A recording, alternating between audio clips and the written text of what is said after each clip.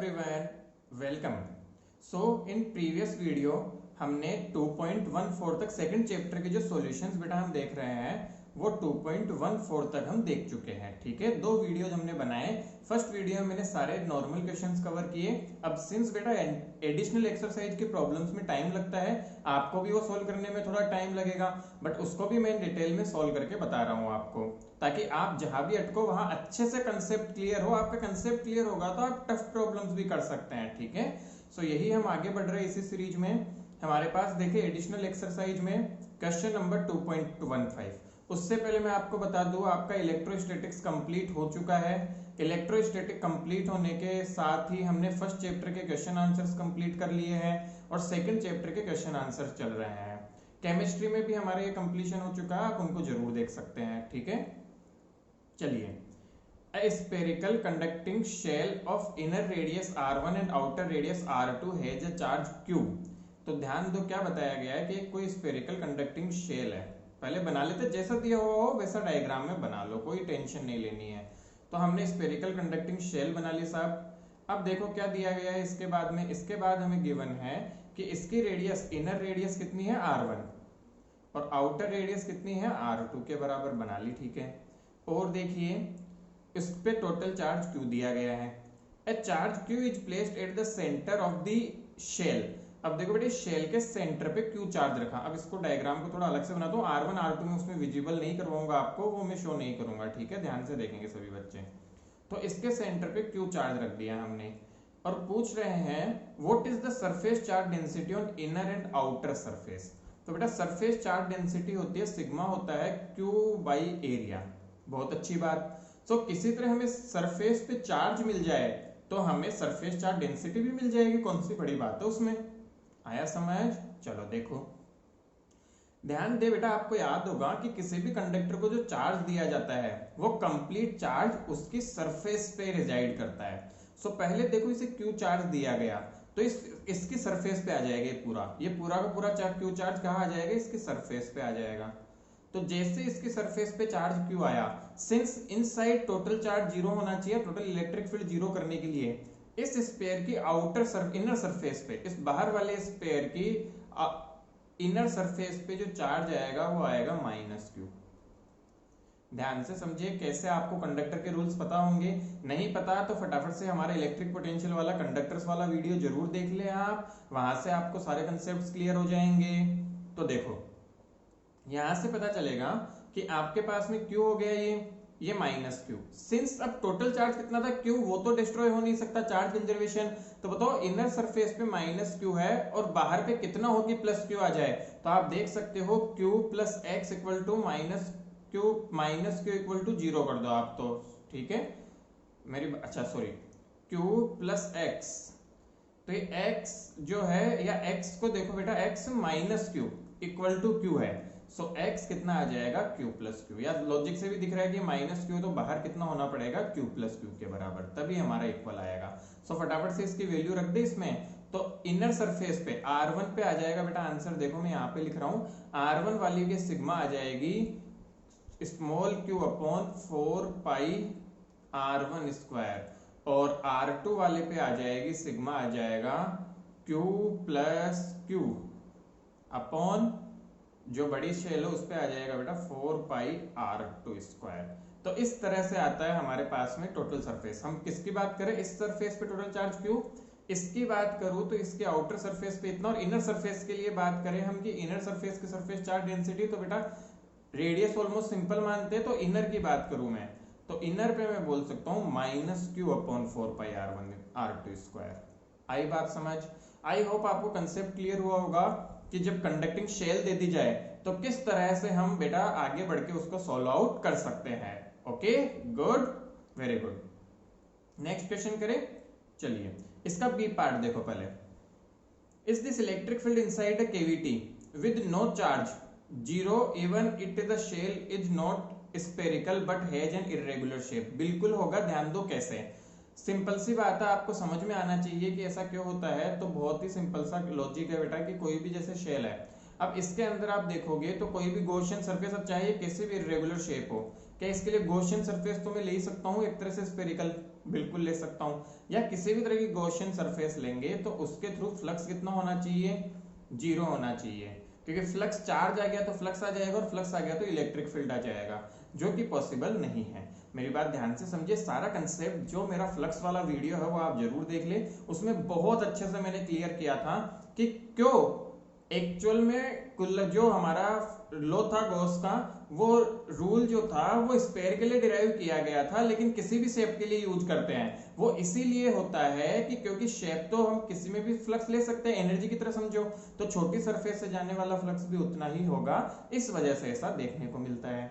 आ रहा है सब बच्चों को समझ में? डाउट हो वहीं पे पूछ लेना, प्रॉब्लम नहीं होनी चाहिए, ठीक है। सो हम क्या कर सकते हैं बेटा, मान लो यदि कोई बोलता है कि चलो मान लो 0 नहीं होगा या और कुछ होगा, तो बोल दो कि हाँ ठीक है मान लेते हैं ऐसे कि कुछ और होगा।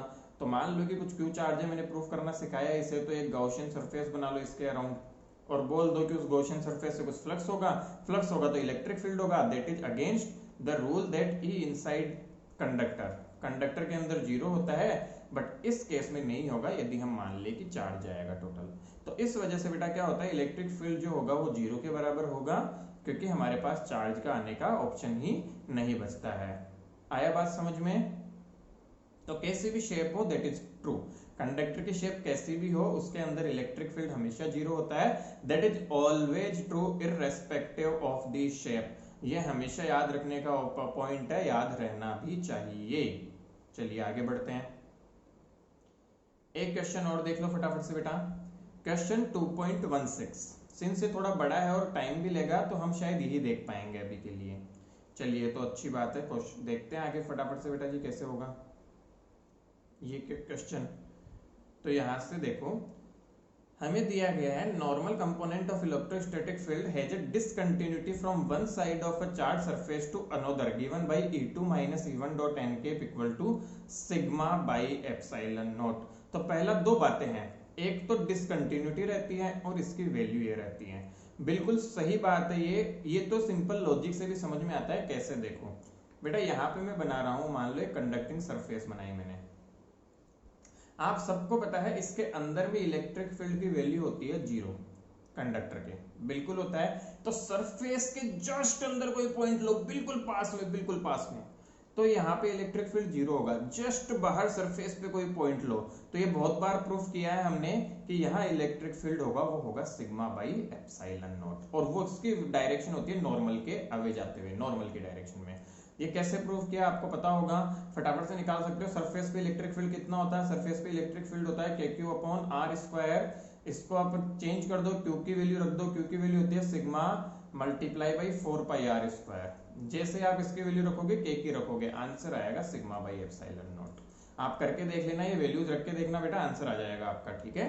सो सरफेस पे इतना होता है sigma by epsilon not, surface के जस्ट अंदर इलेक्ट्रिक फील्ड 0 होता है। तो देखो जंप आ रहा है, आप ग्राफ भी देखो तो डिसकंटिन्यूटी, यदि आप मैथ्स में पढ़ चुके हो ये सब बातें तो आपको समझ आएगा। कंडक्टर के अंदर इलेक्ट्रिक फील्ड 0 होता है, फिर सडनली जैसे ही आर आती है वो शूट अप करता है और फिर डाउन पे जाता है। तो this is the discontinuity we are talking about. जो मैथमेटिक्स के बच्चे उनको तो ये कंसेप्ट बहुत अच्छे से समझ में आ गया होगा कि कैसे डिसकंटिन्यूटी की बात कर रहे हैं हम। आया समझ? तो अंदर 0 यहाँ पे, और इसकी डायरेक्शन क्या होती है, हमेशा आउटवर्ड नॉर्मल की तरफ। तो बस पता चल गया, जो इसको E2 बोलते हैं अंदर वाले को, कैसी भी तरह से ले लो आप, है ना, कोई प्रॉब्लम नहीं आएगी, ठीक है।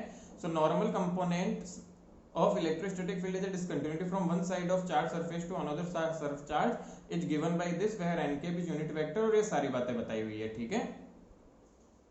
hence show that just outside conductor the electric field is sigma by n cap epsilon naught। ये सारी बातें क्लियर है, ठीक है।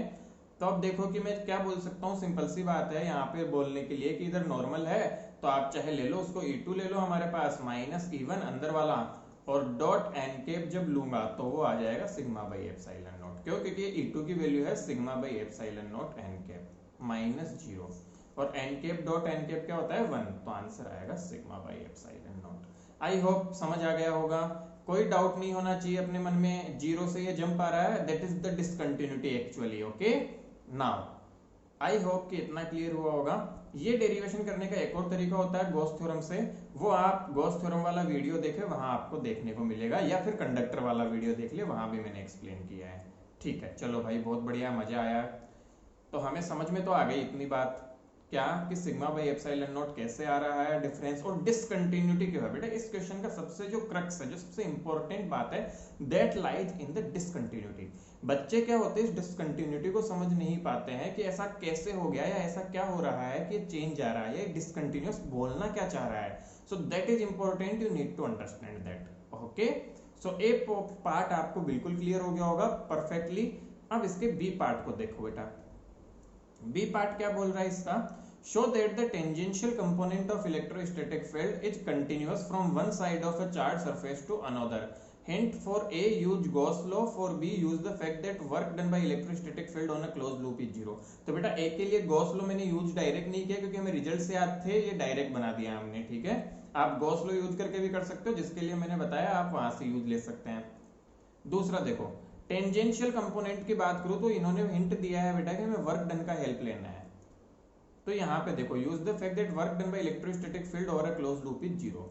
मैं यहाँ से शुरू होऊंगा, यहाँ से शुरू होके बेटा मैं यहाँ पे आ जाऊंगा यदि, तो जो इलेक्ट्रिक फील्ड का वर्क होगा, since electric force is conservative force, ये हम प्रूफ कर चुके हैं पोटेंशियल के पहले ही लेक्चर में। तो कंजर्वेटिव होता है, तो वर्क डन जो होगा क्लोज लूप पे, वर्क डन क्लोज लूप पे किसके बराबर आएगा जी, जीरो के बराबर आएगा। अब समझने की बात यह है कि हम टेंजेंशियल कंपोनेंट की यदि बात कर रहे हैं तो उसकी कंटिन्यूटी कैसे बोल पा रहे हैं। ध्यान दो बेटा, सिंपल सी बात है कि यहाँ पे मैं सिंपल बात में बोलूँ तो हर पॉइंट पे जो टेंजेंशियल कंपोनेंट कुछ ऐसा होगा, हर जगह पे टेंजेंशियल कंपोनेंट टेंजेंट की तरफ होगा।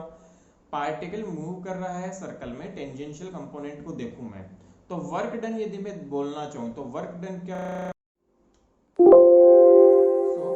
Video stop in between. सो बेटा देखो कि हम यहाँ से यहाँ जा रहे हैं तो इलेक्ट्रिक फील्ड का वर्क डन जो होगा वो जीरो होगा। यदि मैं लिखना चाहूँ वर्क डन, तो क्या मैं इस तरह से लिख सकता हूँ, ध्यान से देखना। यदि जो इलेक्ट्रिक फोर्स है उसके लिए हम बात करें कि यहाँ से यहाँ तक जाएगा चार्ज सरफेस पे, show that the tangential component of electrostatic field is continuous from one side of charge surface to another. तो पूरी सरफेस पे जब मैं ट्रेवल कर रहा हूँ तो टेंजेंशियल कंपोनेंट जो आ रहा है वो क्या रहेगा, इसका वर्क डन जो है वो क्या रहेगा, सेम तरह से बेटा। तो इस वजह से आप सिंपल सी बात करें तो कंजर्वेटिव है तो डिसकंटिन्यूटी नहीं है। सो वर्क डन यदि आ रहा है, क्या ध्यान से देखे बच्चा, बेटा सब बच्चे एक सेकेंड, ठीक है चलो। सो वर्क डन जो है जीरो के बराबर है। यहां से मैं क्या बोल सकता हूं, एक सिंपल सा पॉइंट में बोल सकता हूं, दैट इज कि ये जो फोर्स है वो कंटिन्यूअस फोर्स है, वो चेंज नहीं हो रहा है। ऐसा किस वजह से बेटा, जब फोर्स चेंज होता है तो वो कंटिन्यूअस फोर्स नहीं होगा। और हम यदि डिफरेंट फोर्स आए डिफरेंट जगहों पे, मान लो यहाँ से यहाँ जाने तो कुछ फोर्स अलग था, यहाँ से यहाँ कुछ फोर्स अलग, तो हम कभी नहीं बोल सकते कि वो जीरो होगा उसका वर्क डन, क्योंकि वर्क डन कुछ ना कुछ तो एक्स्ट्रा ही जाएगा। ठीक है, तो फोर्स की एक कंटिन्यूटी थी, same force was acting throughout the sphere, that is why हम कह सकते हैं कि उसका वर्क डन जीरो है, तो फोर्स सेम तरह से एक्ट कर रहा था। आई होप आपको क्लियरिटी रही होगी। या दूसरा तरीका ये भी है, मैं आपको दूसरे तरीके से समझाऊं इसे, तो वो तरीका है ये, ध्यान से देखो बेटा। क्यू चार्ज के वजह से जो इलेक्ट्रिक फील्ड होता है वो टेंजेंशियली आउटवर्ड होता है। यदि इसके मैं दो कंपोनेंट करना भी चाहूँ तो एक कंपोनेंट यदि मैं इसका टेंजेंट की तरफ लेना भी चाहूँ तो ये 90 डिग्री है, ये हमेशा जीरो आता है। ठीक है, मेरी बात समझ में आ रही होगी कि इलेक्ट्रिक फील्ड का या इलेक्ट्रिक फोर्स का जो ये कंपोनेंट आता है वो एक्चुअल में जीरो रहता है, टेंजेंशियल। तो उसकी हेल्प से भी कह सकते हो कि हमेशा कंटिन्यूअस रहता है। आई होप आपको बात क्लियर रही होगी। ये पार्ट थोड़ा अच्छा है। सेकंड पार्ट तो ऐसा है कि वर्क डन की थोड़ी सी एप्लीकेशन से हम बोलते हैं कि दोनों जगह यदि अलग अलग होगा ये, तो वर्क डन जीरो नहीं होगा। बट यहाँ पे हमने क्या बोला कि यहाँ पे हमने थोड़ा सा रिजल्ट मैंने यूज किया। आपको ये रिजल्ट नहीं पता तो आप वीडियो जरूर देखें, वहां से रेफर करके इस रिजल्ट को ऑब्टेन करें। आई होप ये आप सबको क्लियर हुए होंगे दोनों क्वेश्चंस। अगेन कोई भी डाउट हो आप जरूर मुझे बताएं और कमेंट सेक्शन में आप लिख सकते हैं। थैंक्स।